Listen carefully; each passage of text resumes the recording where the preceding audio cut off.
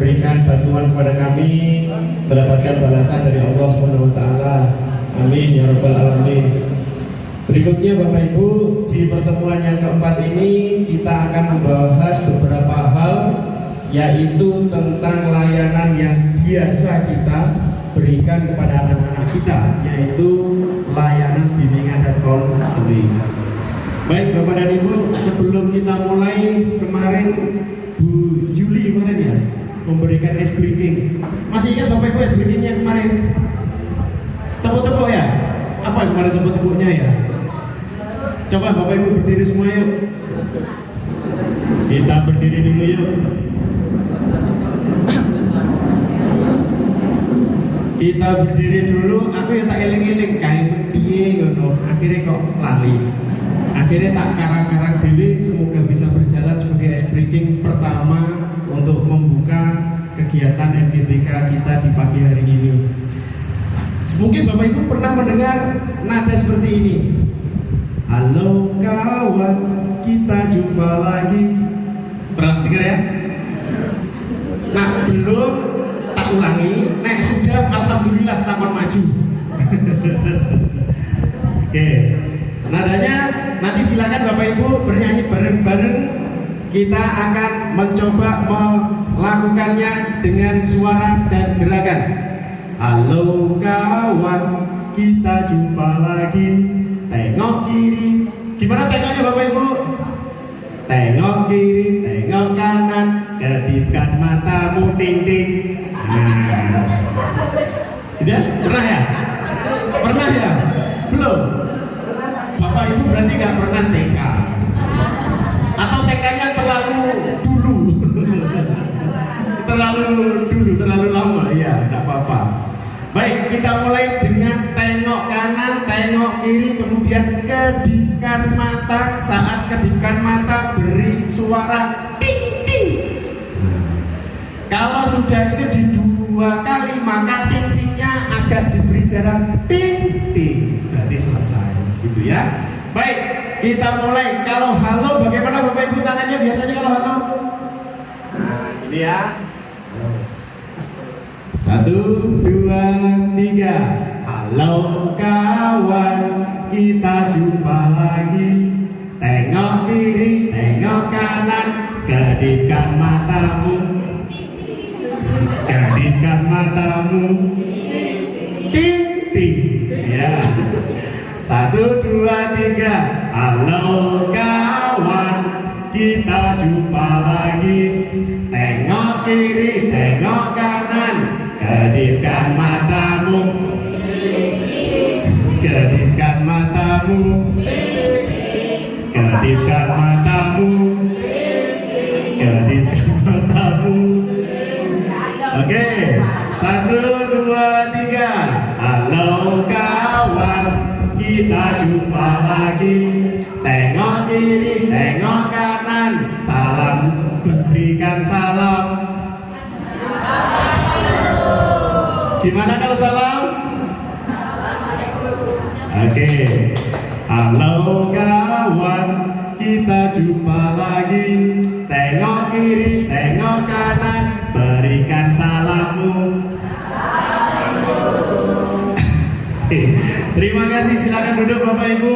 Silakan Bapak Ibu duduk di bawah dan tanya teman di kanan kirinya, apa kabar? Sudahkah Bapak Ibu bertanya ke teman sebelah kanan sebelah kirinya? Ayo. Sudahkah bertanya? Sudah datang dari tadi? Apakah sudah bertanya? Hai, apa kabar? Bu, piye kabare sampean? Apa di pikirannya datang MGBK itu SPPD konsumsi mulai?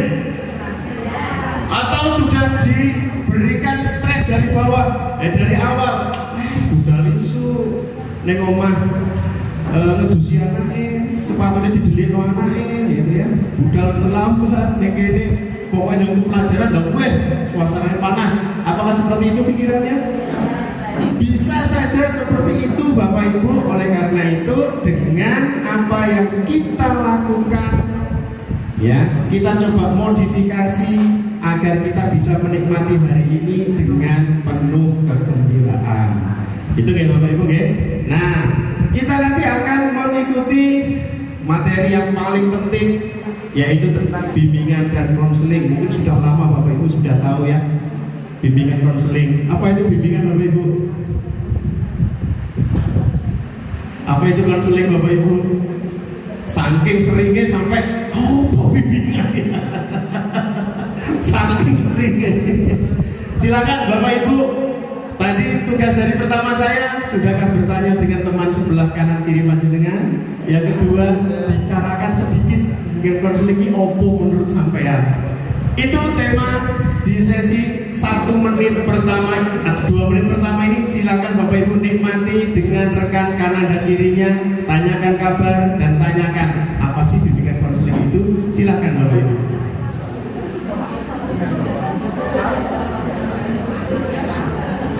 Silakan bertanya, silakan. Umpamanya kok bingung, sik, aku tak googling sik, monggo, nggak apa-apa, terserah panjenengan. Pokoknya ngobrol karo kancane sebelah. Monggo.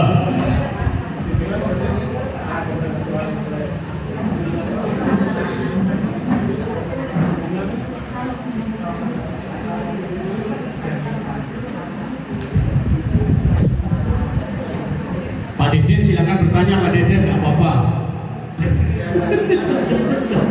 Silakan, biar kita lebih akrab, ketemu, jangan terlalu stres di sini Bapak Ibu. Silakan bertanya dengan rekan-rekannya. Lah opo sih kita ngomong? Silakan bertanya tentang opo sih bimbingan konseling ini. Nah, silakan.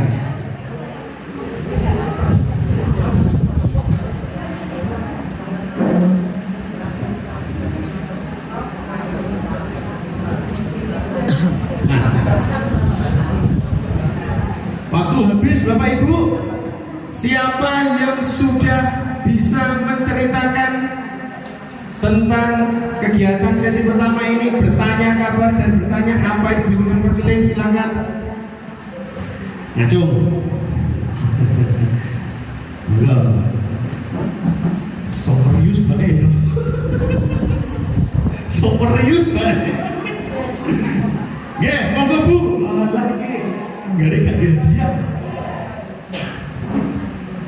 Pengertian dari konseling yaitu suatu kegiatan yang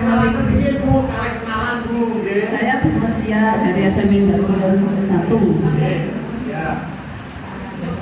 Pengertian konseling yaitu suatu kegiatan yang melibatkan konselor dan konseli dalam menuntaskan suatu masalah. Kalau bimbingan adalah suatu kegiatan yang mengarahkan kepada konseling atau peserta didik kepada pemahaman-pemahaman yang sekiranya perlu dipahamkan. Contoh misalkan anak itu bolos, nah seharusnya apa yang dia lakukan kalau bolos itu tidak baik. Kalau sekiranya sudah dibimbing sekali dia sudah paham, maka bimbingan itu selesai. Tadi sudah bertanya kanan kiri. Sampun. Kabar baik. Kabar baik. Terima kasih. Terima kasih semuanya. Dari Bu Mursia, kalau bimbingan, kalau konseling itu kegiatan antara konselor dan konseli untuk memberi bantuan, gitu ya. Kalau bimbingan itu antara konselor dan konseli untuk memberikan pemahaman. Oke, terima kasih. Ada yang lain? Monggo, ora apa-apa. Ya bener menurutku ya. Harus dilakoni Pak. Iya. Sinten malih, silakan nyacung. Nah, ayo. Sinten ini? Nyacung ya Bapak Ibu, enggak usah berdiri Bapak. Tadi sudah sayap kanan, saya minta sayap kiri. Ada yang katanya Kak Rus mau ngacung ya Pak ya. Katanya dalam hatinya itu negara aku Pak harus ngacung negara muncul emotikon ini gini. Monggo silakan. Paling tidak kamu tadi sudah bertanya ke rekannya apa belum gitu, monggo.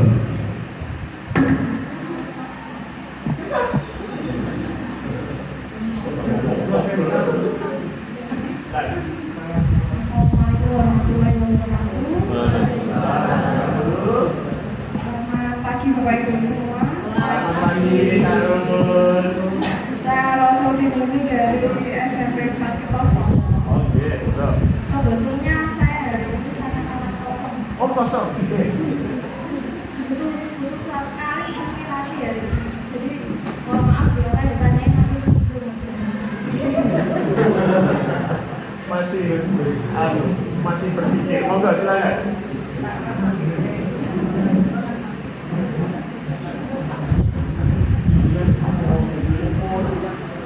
Kalau menurut saya, bimbingan konseling itu tidak bisa dipisah. Kalau menurut saya, di dalam konseling pasti ada bimbingan dan di dalam bimbingan terkadang ada konselingnya. Cantik. Dan bimbingan dan konseling itu sama-sama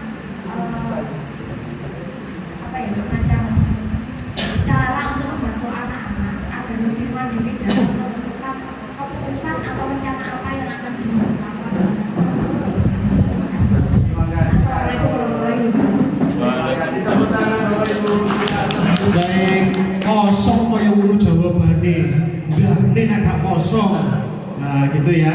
Tadi harus menyampaikan antara bimbingan dan konseling itu adalah satu hal yang tidak bisa dipisahkan.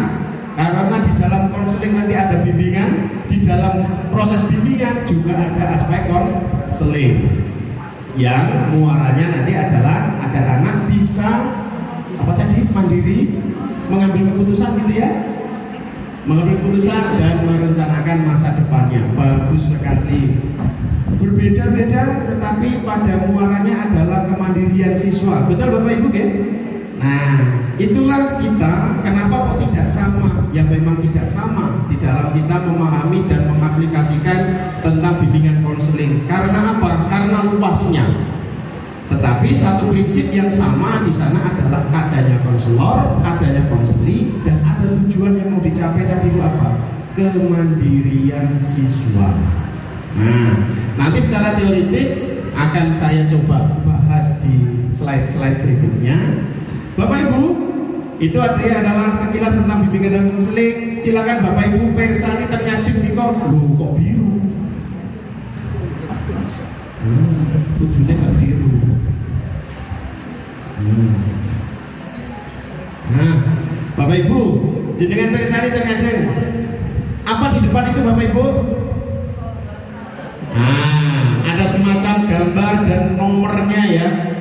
Itu adalah sebuah pohon terkait posisi Bapak Ibu di dalam sebuah kegiatan atau dalam sebuah bidang keahlian.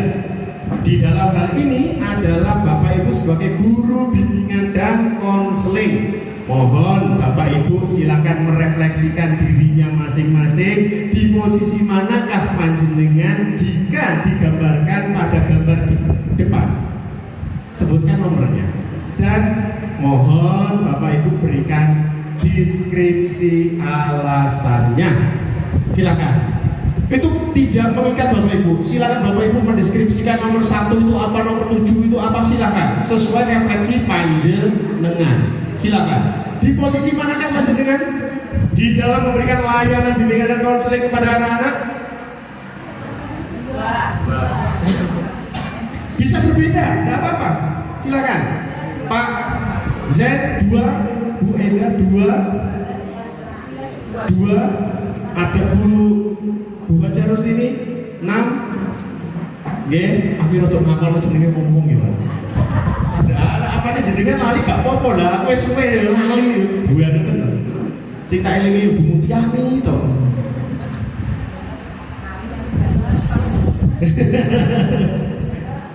Dua.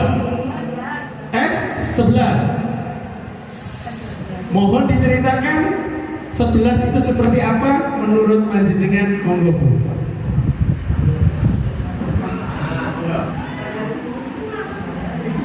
Assalamualaikum warahmatullahi wabarakatuh. Kalau menurut saya, kita memposisikan guru BK sebagai teman. Ya, tidak ada jarak walaupun posisi kita memang di kenyataan tidak sama. Ya, antara guru BK dengan siswa. Tapi ketika anak mungkin konsultasi dengan kita mempromosikan sejajar dengan kita. Mungkin sejajar kalau Terima kasih Budian. Bapak Ibu, ini adalah saya kira kenal ini asmanipun Budian. Budian ini apa jadi SMP SMP 1 Prambon, dulunya 1 Ketos pindahan Budian. Budian tadi menyatakan bahwa nomor 11 karena beliau menyatakan bahwa saat ini saya sangat menjadi guru BK itu seperti sahabat dengan siswa. Nah, boleh. Silakan Bapak Ibu. Kalau saya dulu diberi pertanyaan ini, saya sering menjawabnya itu nomor 3. Kenapa? Karena saya masih butuh bantuan. Siapa yang saya minta bantuan? Ada Bu Rustini, ada Bu Mutiani, saya tanya, piye. Nah, saya minta bantuan, masih sering minta bantuan saya. Silakan panjenengan, seperti apa nomor 2 tadi? Bu Nurul, silakan Bu Nurul. Monggo.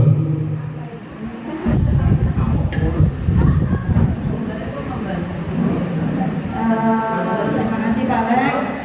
Ini memang hal yang baru dan baru saya lihat juga. Kalau menurut saya untuk yang nomor 2 ini kita sebagai guru BK itu istilahnya mendukung, memotivasi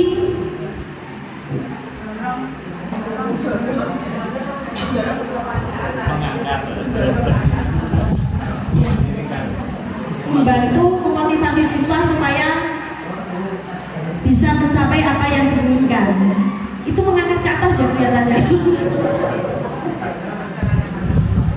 Iya, membantu supaya siswa dapat lebih mandiri menentukan apa yang diinginkan selanjutnya ketika setelah lulus SMP, kalau guru BK SMP mungkin dan bisa seperti itu. Bumun ada? Terima kasih Bu Nurul. Bu Nurul ini adalah guru SMP 3 Nganjuk, menyampaikan di posisi 2 karena beliau beranggapan fungsi beliau di sekolah adalah membantu siswa untuk mencapai kemandiriannya. Bagus, terima kasih. Gini Bapak Ibu, ini maksud saya, pertanyaan saya adalah posisi profesional panjenengan itu loh, ketika di dalam layanan BK itu di posisi mana? Apakah sudah enjoy? Apakah masih butuh bantuan? Apakah sudah bisa bersenyaman itu dengan rekan-rekan yang lain? Itu maksud saya. Panjenengan, refleksi panjenengan saat panjenengan menjadi guru BK. Nah, atau panjenengan nomor 9 wis dolanan, santai. Nomor 9 bisa. Atau panjenengan sudah nomor 19, aku kesel tugasmu pakai.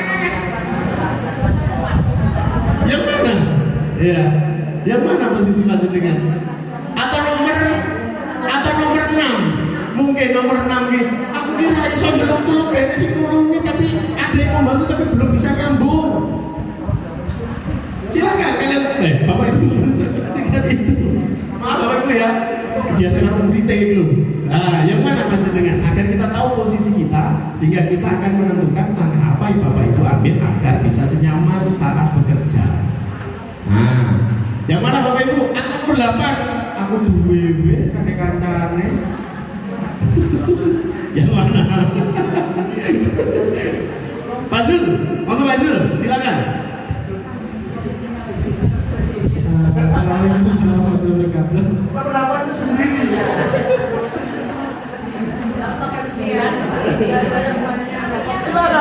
Silakan, Bapak Ibu mencermati gambar-gambar itu apa yang dilakukan di bulan.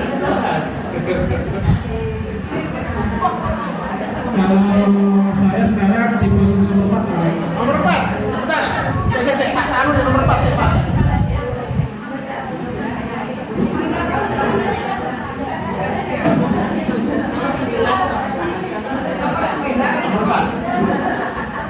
Bapak. Izin jabatan untuk sekarang saya ada di posisi nomor 4 karena sekarang banyak hal yang sedang saya amati lingkungan kerja dan kenapa saya memilih keempat itu karena jujur saya crash dengan kesiswaan. Oh, crash. Oke. Soalnya itu kesiswaan itu mengambil wilayah yang dekat, dan ketika saya mengambil bekerja di wilayah saya, mereka merasa tersaingi dan ingin saingan gitu. Siapa cepat-cepat yang paling banyak mengatasi siswa seperti itu. Jadi saya berpikir nggak mungkin saya bisa menyelesaikan semua masalah, jadi saya mengamati kiranya itu bisa saya selamatkan, saya selamatkan. Kalau itu udah diambil sama kesiswaan, ya silahkan. Kalau enggak, ya saya tangani. Kalau saya tangani bisa diterima, ya saya tangani seperti itu. Oh gitu. Iya. Oke, terima kasih. Ini tadi Bapak Ibu yang belum kenal, ini tadi adalah Pak Zul. Pak Zul ini adalah guru SMP 1 Nganjuk. Ini partner kami saat pameran. Ya, Pak Zul menyampaikan nomor 4 karena beliau menyampaikan sedang mengamati Pak, karena adanya kondisi yang belum sinergis dengan pihak kesiswaan. Gitu ya Pak ya? Nah, itu Bapak Ibu yang saya maksudkan. Saat panjenengan melaksanakan tugas profesional panjenengan sebagai guru BK, di gambar ini jenengan di posisi mana? Itu maksud saya tadi. Di bimbingan konseling tadi itu, jenengan di posisi yang mana? Kalau itu sudah nomor 21, aku terus lapong ini ki, kabeh wis dicandak, tengok-tengok yang dhuwur, wes. Lapo iki, nggak tahu apa yang saya lakukan. Ya paling kesana nomor 14. Logor sudah jatuh. Apa yang saya lakukan tidak dilihat. Wes dampingi bocah sampai lulus yo ora didelok, wes gak embel-embelan. Jatuh mentalnya, jatuh semangatnya. Silakan Bapak Ibu melihat gambar ini dan tempatkan panjenengan itu di posisi yang mana. Ya. Nah, Bapak Ibu, di setiap posisi itu tentu panjenengan akan memiliki cerita tersendiri yang itu berbeda dengan rekan yang lain. Itulah kita selaku guru khususnya bimbingan dan konseling. Tidak bisa kita semua samakan harus bersahabat dengan yang lain. Bila sekolahmu full saingan bro. Untuk itu, ayo kita pahami BKI piye, BKI yang opo, sehingga apa? Saat kita menunjukkan kinerja kita bisa dilihat dan bisa diapresiasi, tapi lebih daripada itu adalah apa yang kita lakukan bisa menginspirasi anak-anak dan rekan-rekan di sekeliling kita. Berikutnya Bapak Ibu, terima kasih yang sudah berefleksi Bapak Ibu. Yang paling ideal itu ya 11-12 sudah enak. Gandengan di kantin gitu ya. Sudah bekerja itu nyambung, ngobrol sudah enak, itu sudah nyaman sekali kondisi ideal kita. Terima kasih. Selanjutnya saya akan melanjutkan di sini Bapak Ibu. Nah, disinilah saya akan mulai masuk pada tataran konsep menurut Pak Profesor Prayitno. Beliau sekarang kalau nggak salah menjadi duta. Ini pengertian bisa kita ambil sebagai pengertian awal kita tentang bimbingan dan konseling. Ini termasuk sesepuh BK. Jadi pendapatnya bisa kita jadikan dasar untuk sebuah pengertian. Tentu panjenengan punya pengertian tersendiri, ya. Seperti yang disampaikan Kak Rus tadi, bimbingan konseling adalah dua proses yang berbeda tapi saling berkaitan. Konseling itu pemberian bantuan kepada individu yang mengalami masalah atau kesulitan. Sedangkan kalau bimbingan itu lebih kepada pengembangan potensi. Sama yang melakukan adalah konselor dan konseling. Kalau konseling ini fokusnya masalah, lah Loh, bimbingan nggak masalah? Iya, tapi masalah untuk pengembangan potensi. Ini sederhana Bapak Ibu, disederhanakan seperti ini agar kita lebih mudah di dalam memetakan antara bimbingan dan konseling. Sekarang, bisakah itu dipisahkan Bapak Ibu? Tidak bisa. Tentu di saat kita bimbingan kita ada unsur konselingnya, saat konseling kita ada unsur bimbingannya. Namun secara pengertian awal kita harus tahu bahwa konseling dan bimbingan itu punya spesifikasi yang berbeda. Baik, kalau konseling fokusnya pada apa Bapak Ibu? Masalah. Kalau bimbingan fokusnya pada pengembangan potensi. Oke. Mungkin ada terus dua yang bisa sesuai dengan permen gue. Yo dilakukan oleh konselor dan konseling yo bisa, tapi kan yo ngono yo oleh. Tapi saya ingin menyampaikan yang model seperti ini agar mudah dibawa pulang. Selanjutnya, nah kalau tujuannya ini sama-sama Bapak Ibu, ya karena tadi itu adalah untuk permasalahan, maka yang fokusnya konseling adalah untuk mengatasi masalah. Fokusnya adalah pribadi, sosial, belajar, dan karir. Nah, konselor membantu individu untuk memahami masalahnya dan menemukan solusinya. Konseling. Kalau bimbingan, itu fokusnya adalah mengembangkan potensi diri dalam bidang pribadi, sosial, belajar, karir. Konselor membantu individu mengembangkan potensinya dengan memberikan informasi, bimbingan, dan dukungan. Nah, ini dari sini terkait dengan tujuannya. Sudah merasakan perbedaannya Bapak Ibu? Sampun ya? Kalau sampun, yuk kita pulang. Di taman ini belum. Mau pulang belum bisa Bapak Ibu, SPP Dinur ditandatangani. Jadi tujuannya itu Bapak Ibu, pengembangan. Kalau pada bimbingan itu adalah pengembangan potensinya, ya. Kalau konseling lebih berfokus pada mengatasi permasalahannya. Selanjutnya fokus. Nah, ini mungkin sudah mengulang kita. Kalau fokus konseling itu adalah masalah atau kesulitan yang dihadapi individu.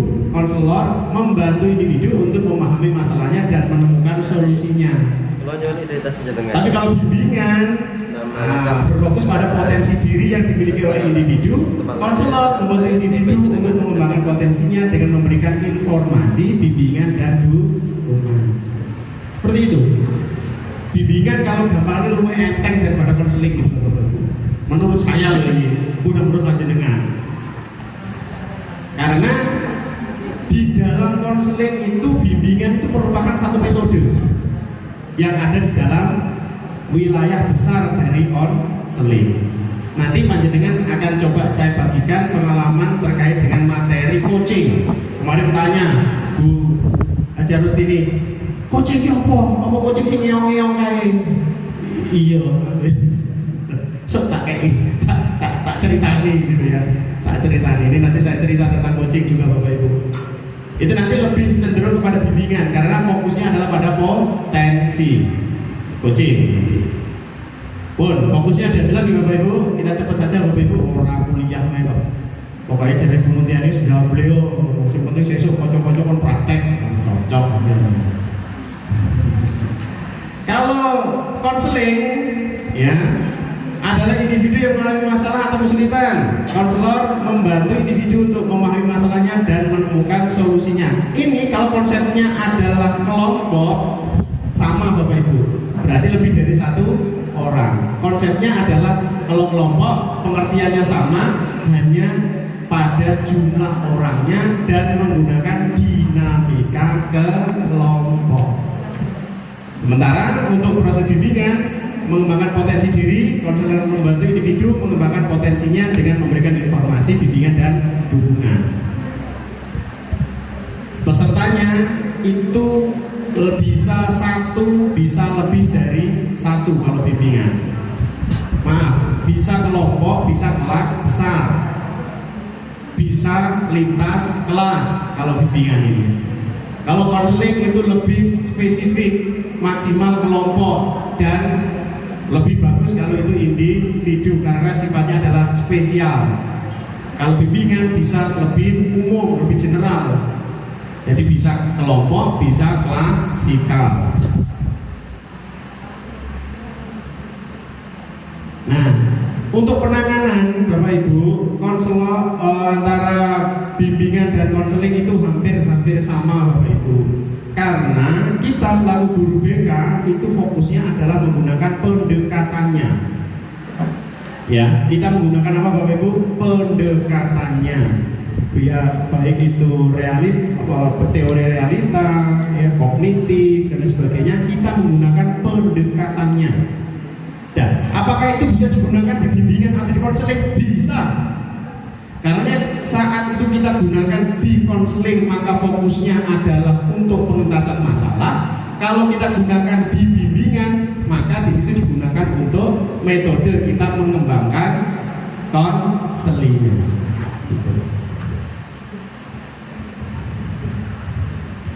Yang kita gunakan adalah pendekatannya. Maksudnya ini tentang metode dan pendekatan tadi hampir sama Bapak Ibu karena bedanya adalah di fokusnya.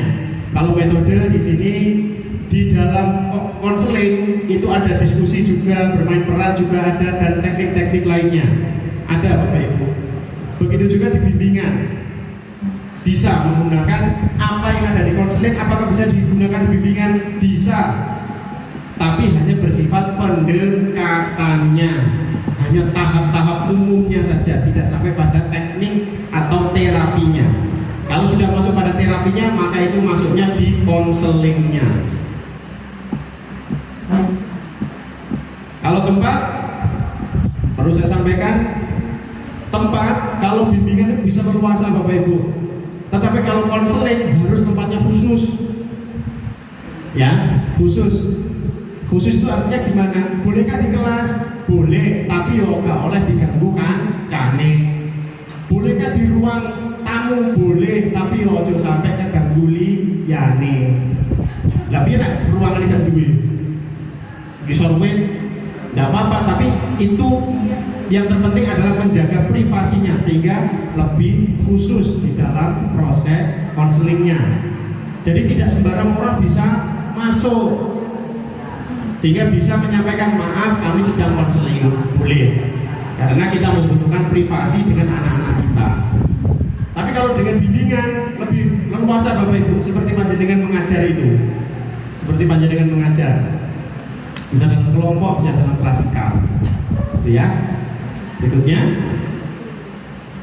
nah, teknik konseling ini setidaknya menurut Pak Prayitno ini, Prof Prayitno ini membagi menjadi dua, ya.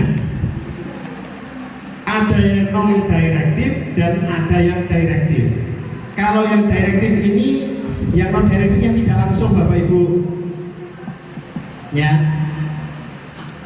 Dimana teknik konseling yang berpusat pada konselor berperan sebagai fasilitator yang membantu konseling untuk menemukan solusinya sendiri. Jadi lebih kita di sini konselor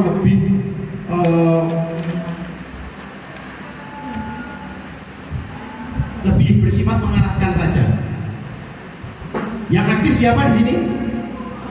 Konselingnya. Tetapi kita tidak menutup kemungkinan siswa kita ini NSC negatif itu gak muni.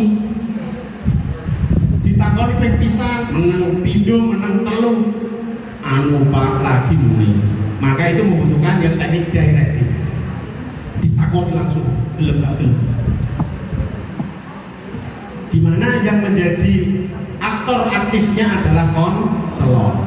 Jadi apakah siswa yang harus aktif? Iya, itu di satu kondisi. Tetapi di satu kondisi sih panjenengan tidak bisa mendapatkan kondisi ideal itu, maka panjenengan yang harus aktif. Karena fokusnya adalah pengentasan masalah siswa. Dan siswa nih ditakoni wong tuane menengai, ditakoni kancane menengai, ditakoni wali kelas menengai. Jenengan yo ngono, mbok jenengan takoni menengai. Gelem gak gelem panjenengan harus menemukan teknik bertanya agar anak mau berbicara. Maka masuk pada direktif. Berikutnya, nah untuk yang non direktif ini ada refleksi, klarifikasi, summarisasi, kemudian mendorong, menyediakan informasi.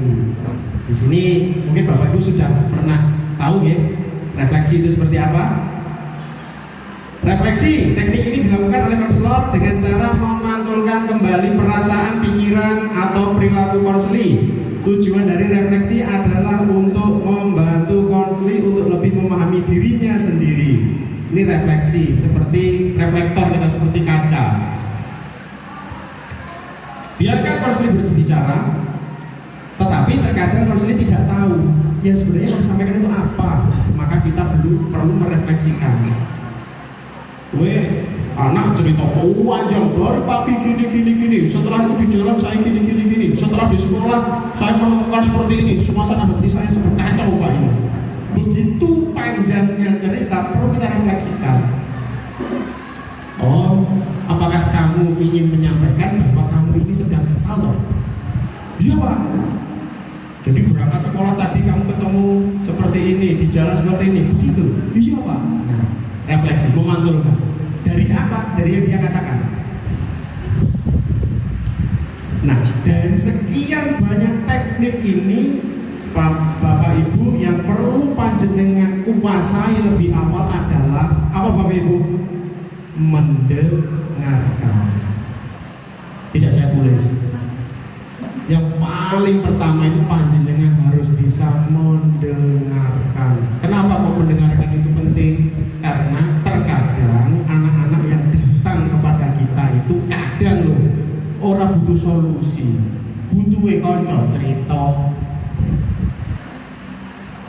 Nah, kenapa kok ke BK? Ya, karena BK yang dibekali kemampuan untuk mendengar. Masalahnya BK-nya itu repot. Ngrungokno busak bocah 15 menit bel wis muni jatahe mlebu. Tahu sing bendara bos. Ya kan, yang kurikulum. Lah kan sing kanca teko iki kan, wis kowe lek murid-murid istirahat rene nek. Iya kan? Padahal kalau kita mau memberikan layanan kepada anak-anak, ya pertama kan kita harus mendengarkan. Bagaimana kita bisa summary dan sebagainya kalau tidak mendengarkan? Sehingga anak-anak kalau didengarkan saja terkadang senang. Oh, ngono to nih. Nah, terus piye lagi ini? Pak, ya saya tuh sudah gini-gini. Oh, wis berhasil itu. Sudah Pak, makanya kemarin ini. Lah, ketemu dhewe solusinya anak-anak itu. Maka saya sering kali ketemu dengan anak-anak, terkadang kalau banyak yang masuk takon tulis. Wis tulisan saya tak waca ya. Aku tak ngadepi sing iki. Jadi satu sesi itu kadang 2-3 orang yang dihadapi. Aja ditakok bener masalahnya. Kuwi kenyataane. Kalau tidak seperti itu nanti kelas yang harus diajar itu kosong. Nah, habis kosong, belut, kaca pecah, kursi cungklek, ya toh? Nah, lebih besar masalahnya. Nah, sehingga kita harus fleksibel itu tadi. Okay. Nah, klarifikasi teknik ini dilakukan oleh konselor dengan cara mengulang kembali apa yang dikatakan oleh konseli. Tujuan dari klarifikasi adalah untuk membantu konseli untuk lebih memahami apa yang ingin disampaikan. Klarifikasi ini tenang toh gue ini. Klarifikasi. Saya merasa sedih Pak ketika kucing saya mati, tapi saya juga seneng. Saya nggak beli lagi makanan setiap hari. Perlu diklarifikasi. Gue ini jadi seneng apa sedih? Perlu diklarifikasi. Sehingga nanti kita akan tahu oh arah pembicaraan anak ini di mana. Tapi nek gak dirimono tenang, dengan malah dilorong kata malah gak nyambung. Nah itu ya. Dan itu guys, anak-anak sudah punya barrier di situ, sudah punya sekat dengan kita. Kenapa kalau anak bercerita kepada kita? Karena anak-anak percaya dengan panjenengan. Bisa jaga rahasia. Gunakan kesempatan itu untuk mendengarkan. Tetapi dengan pengorbanan waktu, sekali lagi pengorbanan waktu. Berikutnya, summarisasi. Teknik ini dilakukan oleh konselor dengan cara merangkum apa yang telah didiskusikan dalam konseling. Tujuan dari summarisasi adalah untuk membantu konseling untuk mengingat kembali apa yang telah dibicarakan. Wes ngomong duwo anak itu dari proses wes pokoknya jenengan itu wes ngobrol dengan anak itu sudah lama menuju akhir, jenengan lirik jam wes 15 menit, gunakan summarisasi. Ben apa bocah ngerti nek iki wis arep berakhir waktu komunikasi dengan kita. Le, carane awake dhewe wis ngomong meh 15 menit. Ya dah. Dari obrolan sing panjang mau gak panjenengan yang bikin summary. Anaknya opo sing wis mbok critakno, terus opo sing wis mbok eling-eling. Sudah cerita. Apakah harus gurunya? Enggak. Tapi summary itu harus ada. Kuwatirnya nak jenengan sing gawe karena kesibukan panjenengan ngrungokne gak pas, malah disalah paham. Ben bocahe gawe summary dhewe, gawe rangkumane dhewe. Ini bacanya summary Bu, gitu sumari sama ngomong. Yang terakhir apa? Sumari. Sumari. Summary Bapak Ibu. Aku disebut sumari Bapak Ibu juga. Nah, summary. Jadi kalau summary itu tidak harus dari panjenengan, boleh dari anaknya. Tolong nak, dari obrolan sekian banyaknya, opo sing mbok eling-eling. Apa yang sudah kita bicarakan tadi? Oh ya, kita sudah bicarakan ini biar anaknya. Nek kurang jenengan nambahi sithik-sithik, luwih aman. Lanjut.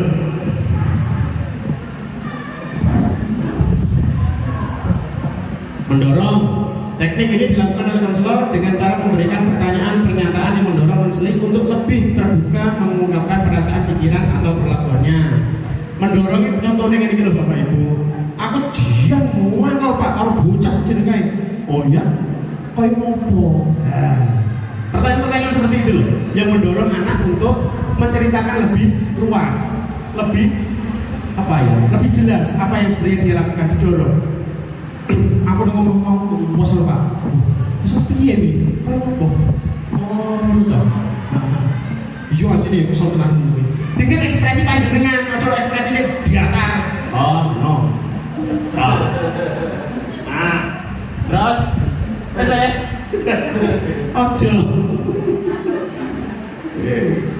Ya bener ngrungokne, tetapi jenengan dorongan-dorongan yang panjenengan itu diiringi dengan ekspresi wajah yang antusias.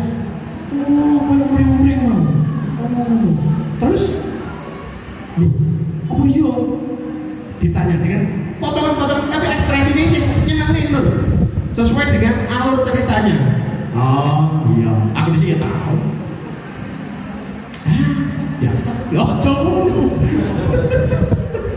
Jadi ketika ada yang berbicara seperti itu, wah, jangan itu kan koncomu wijen. Terus piye nek sing dilakoni piye nek piye? Cerita mana? Dibombong aja. Ya kayak jadi kan apa sih merumpi lah Bapak Ibu? Tadi dibombong kan cerumpi tok kabeh ini. Oke, menyediakan informasi. Nah, ini Bapak Ibu, menyediakan informasi ini ya di kurikulum Merdeka boleh kita menasehati. Sama wocok di PSP, tak ada menasehati. Padahal dulu kita ada beberapa tokoh OTBK bukan menasehati, tapi di kurikulum Merdeka ini lebih luas Bapak Ibu. Karena apa? Menasehati juga merupakan bagian daripada teknik kita agar anak menemukan solusinya. Oke, namun di sini kita Pak Prayitno ini sudah menyediakan informasi di sini adalah bisa memberikan bahan bacaan, berita-berita terbaru sehingga anak pulang itu punya, oh tadi diberikan informasi bener ora yo, delok ning YouTube, delok ning Facebook, delok ning sumber-sumber yang lain seperti itu.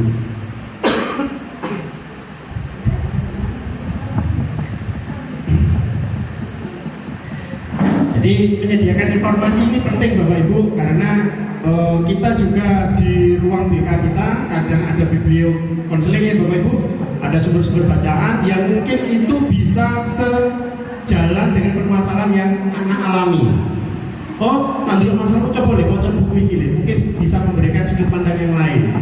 Tidak apa-apa, yang rekomendasikan buku-buku atau alamat-alamat web yang bisa anak-anak pelajari secara mandiri. Kayaknya kasus ini kok kayak ceritanya film ini gitu, delok nih.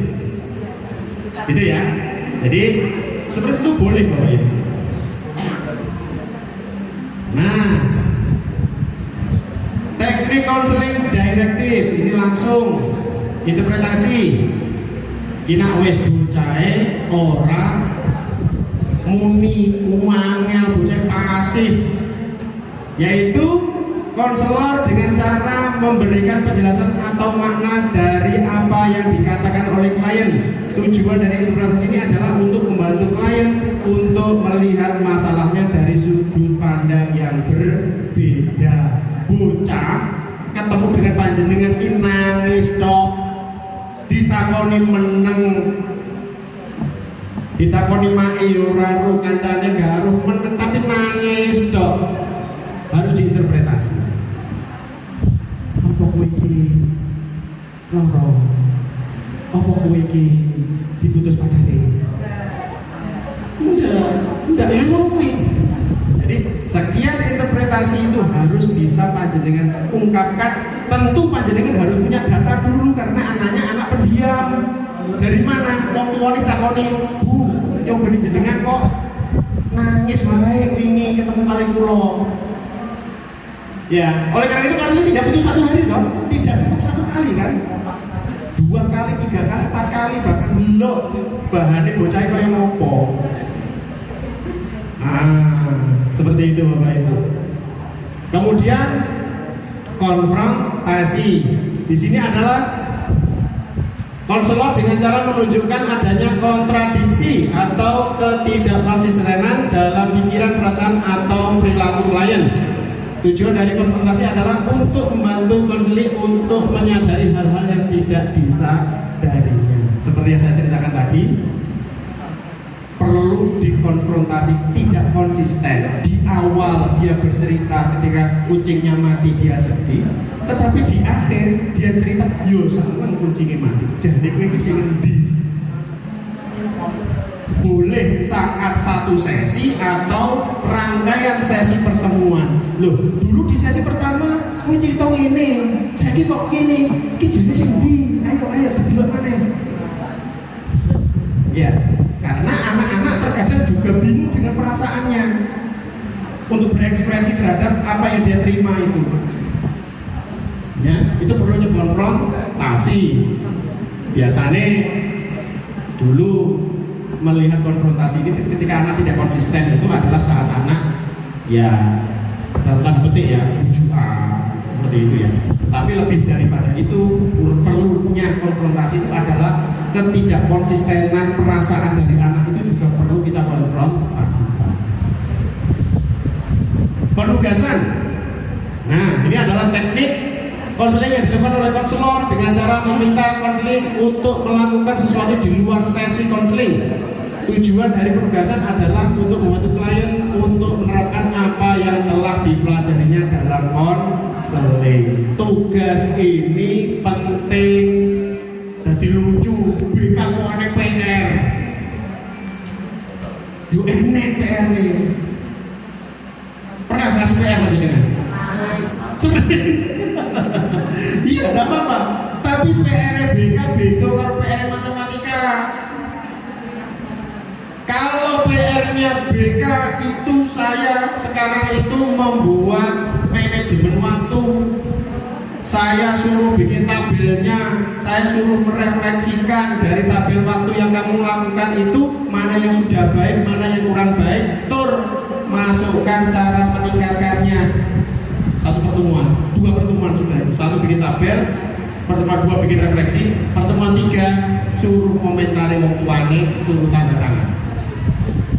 Apa aspeknya? 1, kegiatan belajar mandiri. 2, tentang kegiatan ibadah. 3, kegiatan bersama garis miring membantu orang tua. Sudut pandangnya itu dari tabel yang dia buat. PR, tetapi tujuannya adalah perubahan perilaku. Kalau anak sering berangkat kesiangan dan sebagainya, lihat tabel waktunya, suruh jujur saja, kecuali hari Minggu. Nah, Minggu kan turu tok iki tenan. Nah, dibikinkan seperti itu. Dengan sedikit embel-embel atau menjadi sidik. Kalau guru mata pelajaran ada mid semester anak-anak, BK juga ada mid semester. Ini nilainya sama dengan mid semester. Oh, oke ya. Padahal aneh. Nah, tapi dia yang lain kan ambil nilai. Kita ambil nilainya dari mana? Dari situ kan? Apakah boleh? Boleh. Apakah kamu nilainya? Ora. Ya kan gak butuh nilai kok. Ora kamu. Tapi kan kita tahu pemahaman tentang anak itu. Itu yang penting. Itu yang penting. Ada koneksi lucu Bapak Ibu. Komentarnya orang tua itu. Enek sing ngepipi anaknya. Di rumah sudah baik, ibadahnya tertib dan sebagainya. Ya. Tapi berangkat semuanya dari terlambat dan sebagainya. Ya, seperti itu. Ada yang jujur. Sudah baik, kalau bisa bukan hanya sholat yang jadikan ukuran ibadah yang baik, termasuk ngaji Pak. Ditulis di tabel, orang tua ini disiplin ini.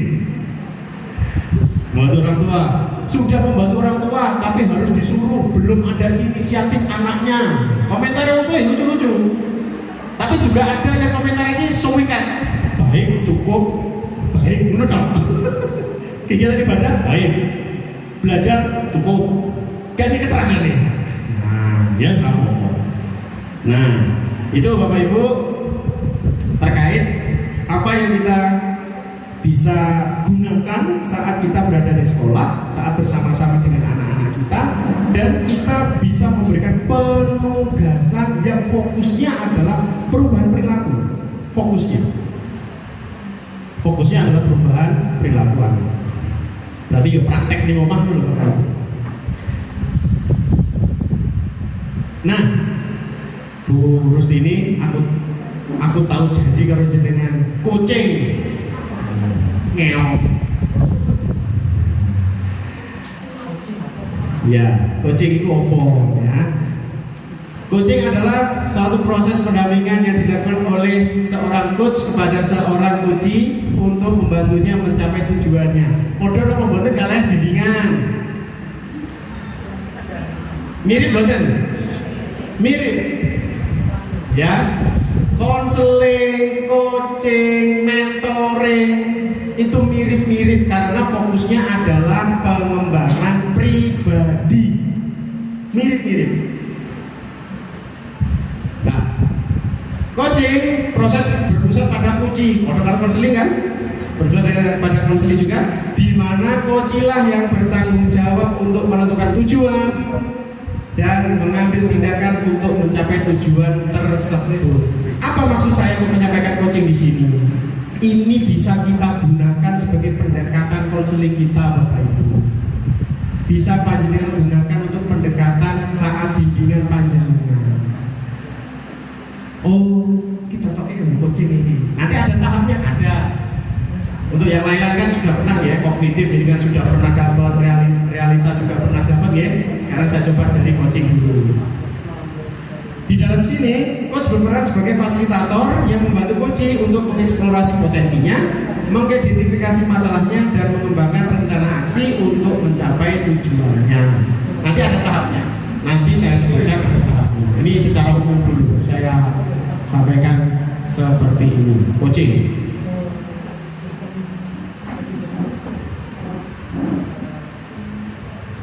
Nah, di dalam coaching ini ada satu rangkaian tahapan yang bisa panjenengan terapkan saat menghadapi siswa, Bapak Ibu. Opo? Dibuat akronim namanya TIRTA. TIRTA. Yang pertama T, tujuan. Jenengan takoni sih, bocah sing takoni panjenengan sama takoni tujuane opo. Ya, Pak, aku pengenku masalahku rampung Pak. Bu Caca bisa menerima dengan baik Pak. Umpamane. Atau ketua kelas datang ke panjenengan curhat, Caca ning kelas iki aku piye. Apa yang ingin kita bicarakan ini? Saya ingin anak-anak itu mendengarkan saya dan mematuhi, Pak. Nah, biasanya cak-cak sing atau pinter-pinter gitu ngomongin. Nah, tujuan merumuskan tujuan coaching, identifikasi potensi dan sumber daya, pertimbangan faktor pendukung dan penghambatnya. Ini panjenengan lakukan saat di awal ketemu dengan anak-anak, saat anak-anak menyampaikan permasalahannya. Jenengan takoni masalah ini opo, jenengan tanya apa yang menjadi potensinya anak itu apa. Contoh saja, anak datang terlambat, jenengan dekati dengan sistem coaching. Sering datang terlambat, tujuannya apa? Yang ingin kita tepati, ingin seumpamanya panjenengan sebagai orang yang mungkin datang terlambat. Tujuan pertamanya apa? Biar tidak datang terlambat atau datang tepat waktu, betul kan? Kan gitu. Kemudian kita tanya, potensinya apa? Bocah sehat potensi betul. Potensi kan? Kemudian sepeda duwe, orang tua dengan siapa di rumah? Sendiri. Penghambat. Dengan kalkulasi dulu. Oh, dewe lah. Lingkungan sarapan orang tidak. Tahu jelas kan? Pendukungnya punya HP, punya. Iso pesan alarm bisa. Potensi kan? Bisa dengan gunakan nanti untuk membantu anak itu saat anak ingin datang tepat waktu.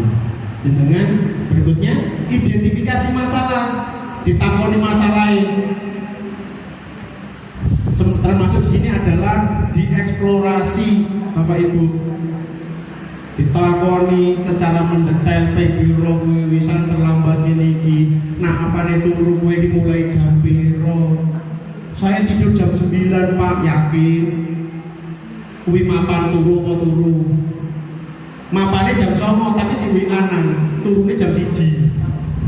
Itu pun pakai sleep call. Besok Bapak Ibu sleep call. Istilah anak-anak, harus isi sleep call lagi mesti. Sleep call itu anak-anak teleponan sampai tertidur. Apakah itu bisa dipastikan tidurnya jam 9? Tidak. Tapi wis mapane jam 09. Ning jero kasih, ning jero selimut di teleponan. Jadi ibunya, Masya Allah anakku Pak sakit hati beribadah, wajahnya bercahaya. Itu bukan bercahaya Bapak Ibu, itu pantulan handphone waktu di dalam kamar tidurnya itu wajahnya bercahaya. Nah, diidentifikasi masalahnya. Oh, turumu jam piro, makananmu seperti apa, diidentifikasi selengkap-lengkapnya. Kemudian rencana aksi, nak wis kaya ngono kuwi le, kowe yo sehat, duwe HP dan lain sebagainya, kira-kira apa sing iso mbok lakoni ben tepat waktu. Oh iya Pak, kalau gitu saya mau set alarm saya. Saya mau pesan sama kakak saya agar membangunkan saya walaupun tidak ada ibu di rumah. Rencana aksi. Kemudian tanggung jawab. Ini tanggung jawab ini jenengan tanya. Kalau sudah tahu rencananya seperti itu, tanggung jawab sampean ini akan kamu lakukan kapan? Sebagai tanggung jawab. Mau kamu lakukan kapan? Kegiatan rencana-rencana itu. Jenengan tanya. Mungkin 2 hari lagi. Jenengan kan bisa tanya. Kenapa tidak nanti sore? Ada masalah apa harus 2 hari? Mungkin dia punya alasan. Ditanya. Kapan dia akan memulai itu?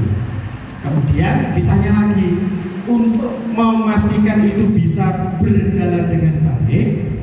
Pak Alek bisa ngeceknya dari mana ya? Sampai nak percaya orang tuh teleponan mbak kue Pak. Tanggung jawab. Ya. Atau bisa kita berikan tenggang waktu. Oke, kita ketemu hari ini, kita ketemu lagi 3 hari lagi ya, atau seminggu lagi ya. Kita lihat apakah rencana dengan baik. Tanggung jawab namanya. Tidak. Jadi konseling tidak hanya satu kali, bimbingan tidak hanya satu kali, bisa 2-3 kali. Karena apa? Dari rencana aksinya, kemudian wis didelok tanggung jawabnya piye hasilnya, dievaluasi di pertemuan berikutnya. Baik, kalau gitu seminggu lagi kita ketemu ya. Oh iya Pak, kalau Pak Alek lupa WA ya. Kalau saya ini kan nanti kamu saya WA. Oh iya Pak, seperti itu. Sehingga kita dalam menangani masalah apakah harus selesai tak sedino kuwi? Iya, untuk penanganannya. Oh, tapi untuk solusinya karena kita berfokus kepada anak-anak untuk mandiri, yo ngene iki ceritane duwo ngene iki. Pengen cepet, kowe nambah sing awas ya. Beres. Awene. Telat awas tak tolong. Beres. Saya sok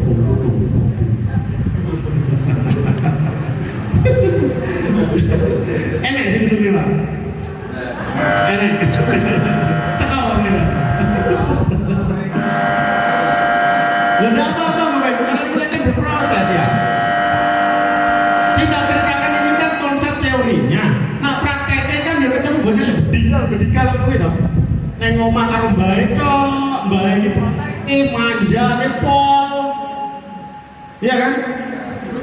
Nah, tapi kita kan harus juga bisa mengendalikan diri sesuai dengan asas kita, toh. Kita profesional diikat dengan azas dan kode etik kita. Gitu saja Bapak Ibu. Ketika hari ini tidak berhasil, bimbingan tidak hanya hari ini, besok lagi. Toh. Nah, seperti itu. Bukan berarti saya meremehkan, tidak. Tapi kan kita ada proses dan hasil. Di proses itulah anak-anak itu kan belajar dari kesalahannya, sehingga anak-anak memiliki solusi dari masalahnya sendiri, dari tanggung jawab yang muncul dari dirinya sendiri. Nanti kita akan bicara tentang segitiga restitusi, gandeng-gandeng.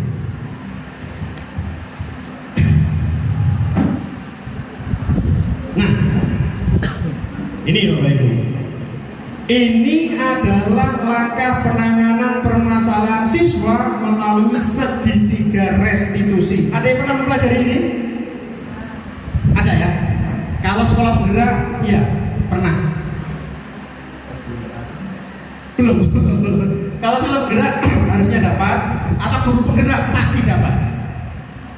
Dan masalahnya kan konco-konco belum ada yang daftar guru penggerak ya. Ayo lah daftar, bika padang murah ini tenang. Pak Zul, Karus.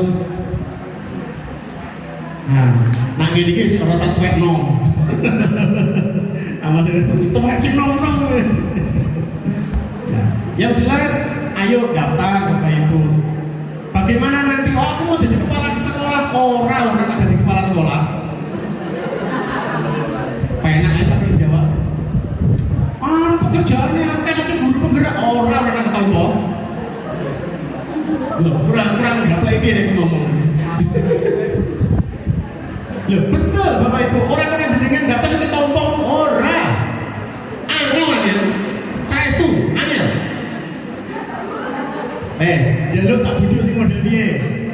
Rujukan saya nomor 1. Kalau gue, Pak, jadi ini kok nggak jadi guru penggerak, kok jadi kepala sekolah? Jawabanku, orang jadi kepala sekolah, orang. Gampang jadi kepala sekolah, angel. Aku mau daftar, mau nak ketompo piye? Orang nak ketompo.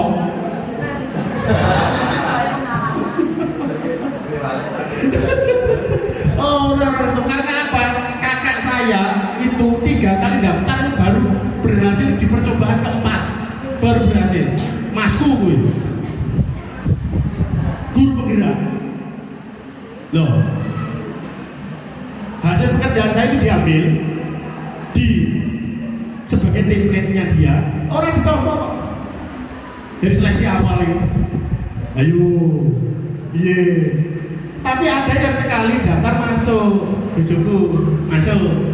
Padahal ujian mau tenang dia. Dia mungkin malah sana. Aku mau kenapa nih lulus terus jadi kepala sekolah. Orang jadi kepala sekolah. Sopo sih yang ngangkat kan gitu.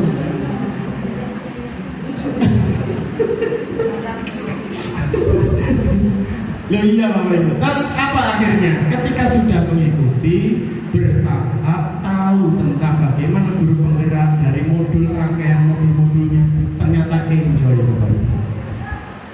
Enjoy itu apa? Kita akan tahu filosofi kita sebagai guru, keterkaitan kita dengan Tuhan, atau sesuai dengan prinsip keyakinan panjenengan. Kok masalah kenapa kok takon ini kan ada jilbaban kabeh bertuhan. Karena saya ini bocah aneh-aneh. Saya bayane agama itu hak atau kewajiban, Pak? Iya, Pak, itu bocah ini. Kakek ngocok ning YouTube lho Bapak Ibu. Podcast itu ditirokno. Tenanan nek ntirokno kalian. Ya ora perlu aku jawab ya. Loh, ora ngono, Cak. Iki sampean iki duwe agama ora? Agamaku Islam, Pak. Tapi kan tidak harus. Loh, kok tidak harus? Kan itu hak, Pak. Loh. Lucu anak-anak itu, sehingga banyak fenomena anak yang pindah agama dan sebagainya.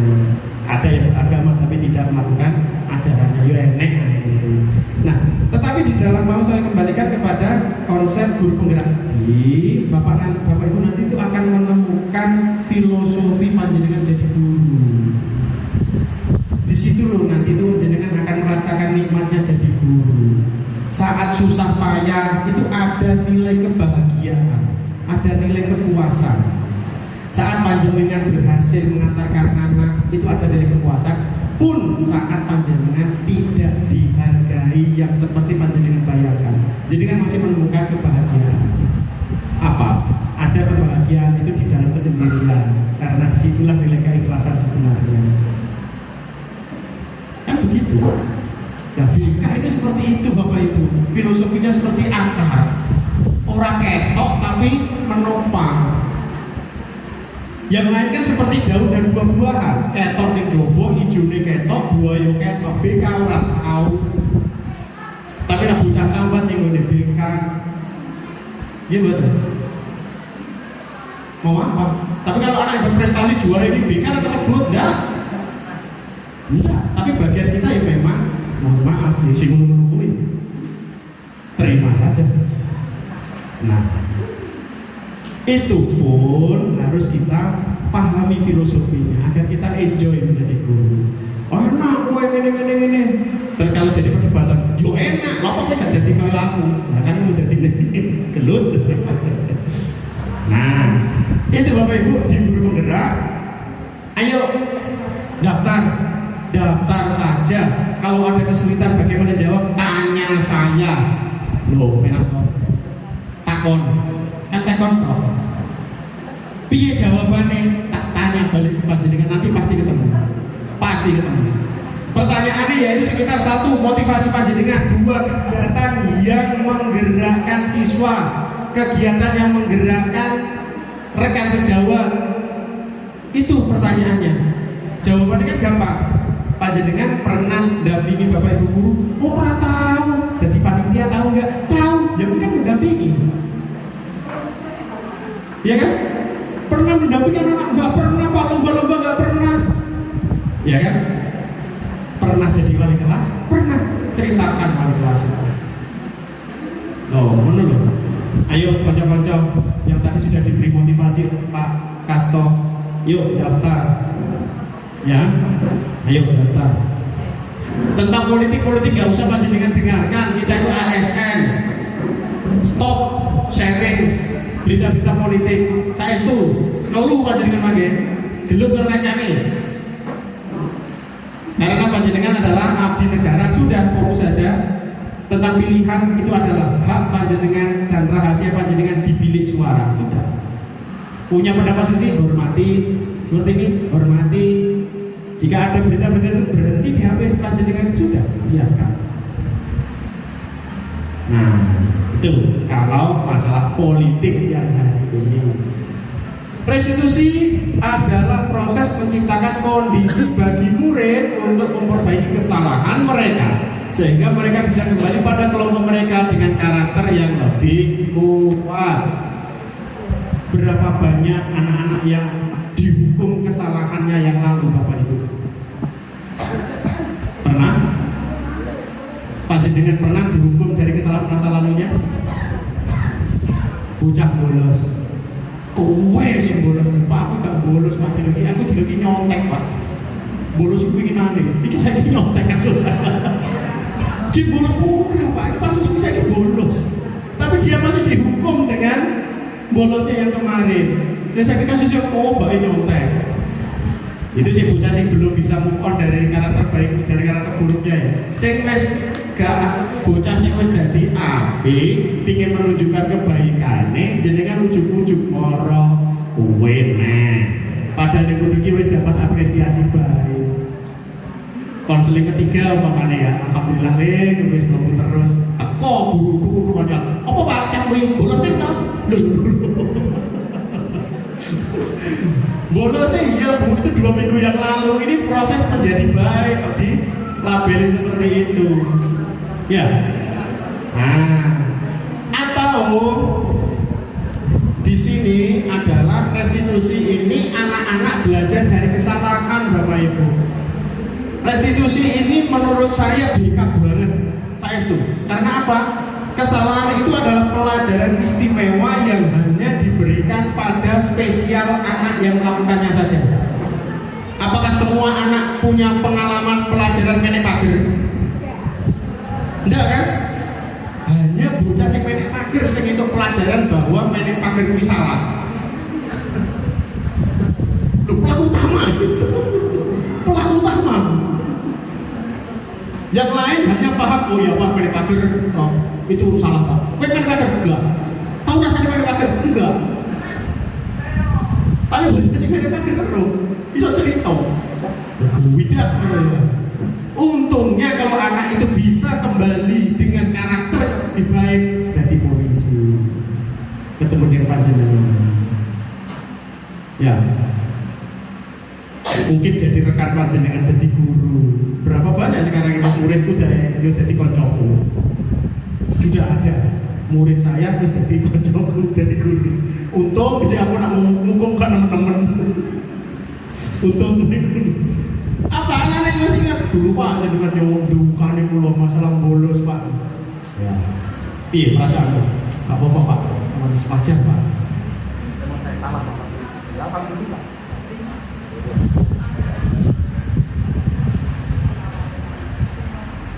Iya Pak. Gini.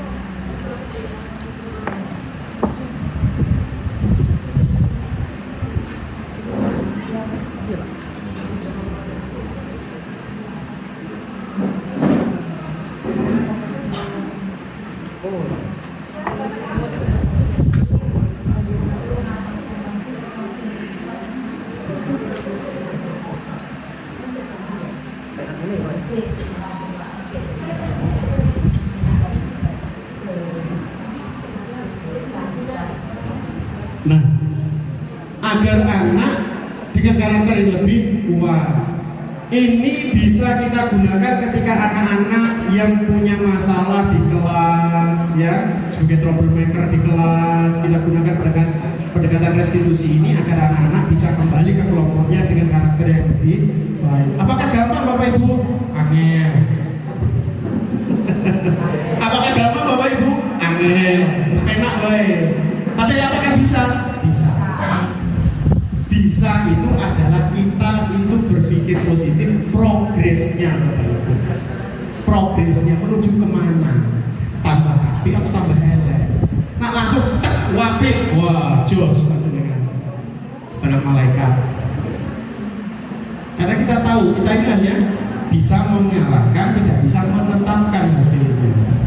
Nah, apa yang ada di segitiga restitusi? Saat anak melakukan kesalahan, pertama itu adalah menstabilkan identitas. Apa menstabilkan identitas itu? Yakinkan bahwa dia sadar kalau dia itu salah. Berapa banyak kita sudah menghukum anak, tapi anak belum tahu kalau dia itu salah. Luweh-luweh bocah ngaku, aku ki ora salah, Pak sing nyolong itu dudu aku, koncoku. Sing rame iki dudu aku Pak, lha sing kena balan penghapus aku. Ya. Sing salah bocah situ, sing jenengan ngamuk sak kelas. Ya. Ngamuk sak kelas. Nah, Identifikasi dulu, menstabilkan identitas. Contoh, jika ada anak yang terlambat, jangan langsung dituduh, jangan, ditanya dulu. Gile, ya Pak, maaf Pak, nah wis maaf dia wis pindah, baru dia merasa bersalah, kita enak, ambil bingung enak. Enggak Pak, tadi itu salah gini-gini. Nah, ditanya sih sampai dia ketemu bahwa dia menyimpulkan dia itu salah. Oh iya, diceritai bahwa setiap orang itu pernah melakukan kesalahan. Dijawab seperti itu. Jadi kan cerita seperti itu. Terlambat, orang tua itu harus terlambat, koncomu yang harus terlambat. Kira-kira tenang betul di ngomongin betul ini. Saat anak melakukan kesalahan terlambat atau rame nyontek saja. Nyontek kali. Dia pelajaran matematika, water Pak, water mau tukar-tukaran pulpen Pak, aku gak nyontek Pak. Padahal jadi kan sudah dapat laporan dari guru matematika bahwa itu nyontek. Nah ini loh, tentu uang dia tahu salah, aku tahu salah, orang-orang itu tahu salah. Nyontek, wajar tuh bercacah nyontek wong siswa, wajar. Tapi kan yo, ini merupakan kejadian di pelajaran matematika. Gurune jadi ini kok sampai nyontek kan di perlu tak tekoni itu ya. Iya Pak, saya nyontek. Tapi kan cuma saya Pak, ibu kacang ini. Ibu kacang ini. Tapi kan itu aku. Iya kan? Jadi stabilkan dulu identitasnya bahwa kesalahan itu hal yang wajar. Wajar. Karena apa? Kan sudah terjadi Bapak Ibu. Jadi kan sebagai guru kan dia tahu toh nek can nyontek enggak situ tok. Oke. Tetapi yang salah tetap salah. Kan begitu. Atau boleh sedikit curhat, bisa apa SD tahu nyontek kan dulu. Tapi aja terus sendiri apa ya. Nah, ini itu nak contohnya nyontek Bapak Ibu. Ada contohnya yang enak pacaran, tambah seru. Iya kan? Kasusnya kan bisa bermacam-macam. Nah kalau kasusnya pacaran, kan tambah seru itu ceritanya. Ya kan? Apakah harus ketika itu marah atau harus kita tampilkan proses pembimbingan yang sesuai dengan kaidahnya? Itu kita harus bisa memanajemen emosi kita. Nah, stabilkan dulu identitas. Identitasnya Pak? Identitas anak Bapak Ibu. Sampai dia ya Pak, saya salah Pak. Nah, berikutnya validasi tindakan yang salah. Mama, menanyakan keyakinan dulu. Menanyakan keyakinan itu seperti ini. Kamu hari ini datang terlambat. Iya Pak, saya datang terlambat. Kamu tahu aturan di sekolah ini seperti apa? Tahu Pak, apa aturannya? Datang tepat jam 7. Sampai dia tahu dulu. Ya kan? Dia juga tahu aturan yang ada di sekolahnya. Pastikan itu. Jika tidak tahu maka ingatkan. Nah bocah iso bener atau salah itu kan karena ada ukurannya atau Bapak? Jangan sampai kita marah-marah belum kita ketahui bahwa dia itu sebenarnya wis ngaku salah polo. Perlu penyelidikan lebih lanjut wis dengan ring mau.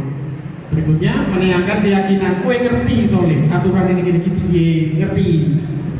Lah kok cuma lakoni? Mesti nak duwe alasan to kowe? Iya Pak. Dengarkan alasan. Setelah itu gunakan tadi teknik konseling sak ujiane wong. Refleksi piye dan sebagainya ditanya.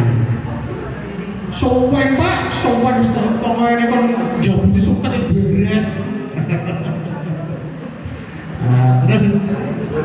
Kemudian validasi tindakan yang salah. Artinya validasi tindakan yang salah ini, kamu tadi sudah seperti ini, kamu sudah tahu aturannya seperti ini. Sekarang apa yang akan kamu lakukan untuk memperbaikinya? Kembali apa Bapak Ibu? Rencana anak itu seperti apa? Rencananya apa? Lah wis ngerti dia salah, ngerti aturannya tekoni. Nah wis kuwi rencanamu piye ben ora terulang maneh. Seperti itu terus akhirnya bertemu berikutnya restitusi lagi. Terus berputar seperti itu karena kita berfokus pada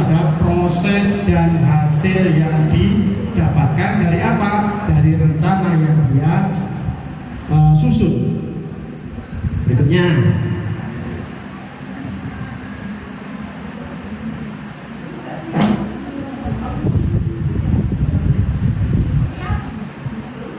Tujuan segitiga restitusi yaitu memperbaiki kesalahan, membangun karakter, dan meningkatkan hubungan. Ini penting Bapak Ibu, memperbaiki kesalahan. Tentu anak-anak pernah melakukan kesalahan dan harapannya kesalahan itu bisa diperbaiki dengan perilaku yang lebih baik. Membangun karakter, di mana di sini karakter anak adalah yang bertanggung jawab Bapak Ibu. Kita butuhkan anak-anak boleh salah tapi yang bertanggung jawab, kan gitu. Sopo terus nggak tahu salah ya Bapak Ibu. Semua pernah salah kan. Nah, meningkatkan hubungan yang terakhir ini tujuannya. Restitusi dapat membantu meningkatkan hubungan antara murid dan guru serta antar murid dan murid. Hal ini dapat dilakukan dengan cara membantu murid untuk memperbaiki hubungan mereka dengan orang lain yang telah mereka lukai. Ini penting Bapak Ibu karena permasalahan anak bukan hanya masalah dengan peraturan, dengan benda mati, tetapi juga dengan antar anak. Perlu kita dekati dengan segitiga restitusi. Kau belum jebrek. Waktu ini lapor polisi, sisi lapor pengacara, disaper. Kalau itu antar siswa, it's okay Bapak Ibu. Tapi yang jadi masalah kan kalau masalah ini baik kalau panjenengan. Itu loh. Kalau masalah siswa antar siswa, saya bukan kok meremehkan, tidak Bapak Ibu.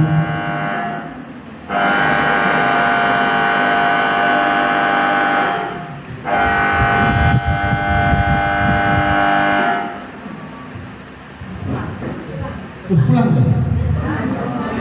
Ini baca pulang. Pak Imam.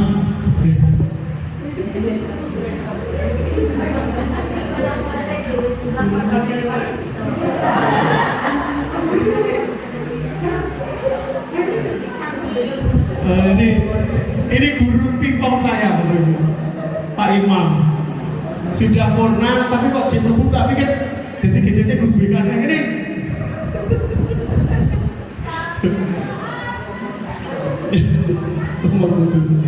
Nah, Bapak Ibu, kalau masalah siswa dengan siswa, ya seperti tadi Bapak Ibu, bukan kok wajar, bukan, tapi kan ya memang wajar. Maksud saya itu lumrah, anak